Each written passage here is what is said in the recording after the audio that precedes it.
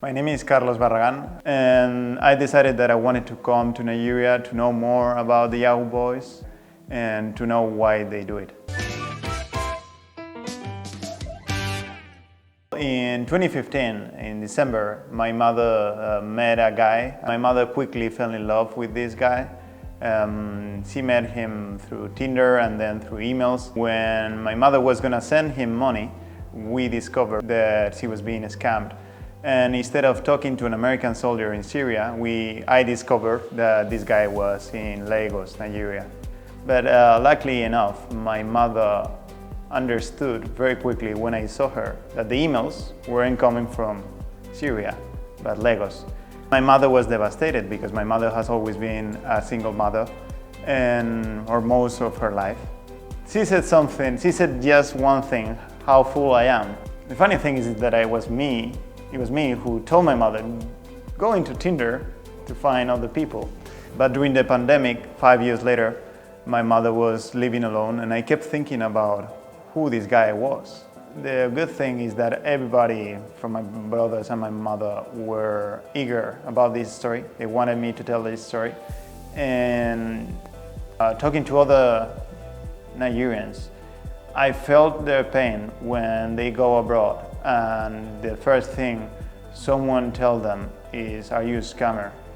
And which is something that is racist. And I decided that I wanted to come to Nigeria to know more about the Yahoo Boys and to know why they do it.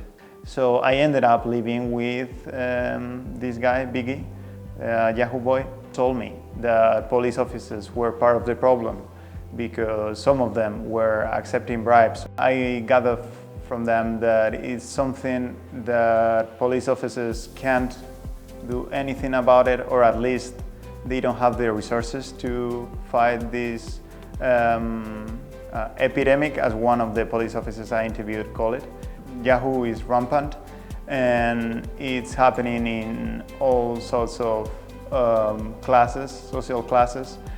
One of the Yahoo Boys kept telling me about one of his clients, and she told him that she was thinking about killing herself, an American woman.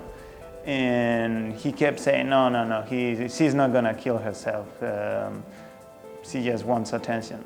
So I understand why they do that, because if you want to scam, romance scam, which is my specialization, if you want to do a scam like that, you can't think about the other person's feelings. Because something that Americans and Europeans don't understand, they don't have a clear picture of who these guys are.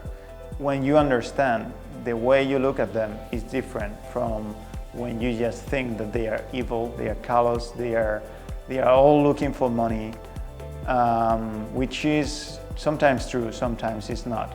And the money is one thing, but what they go through is something they are not gonna forget.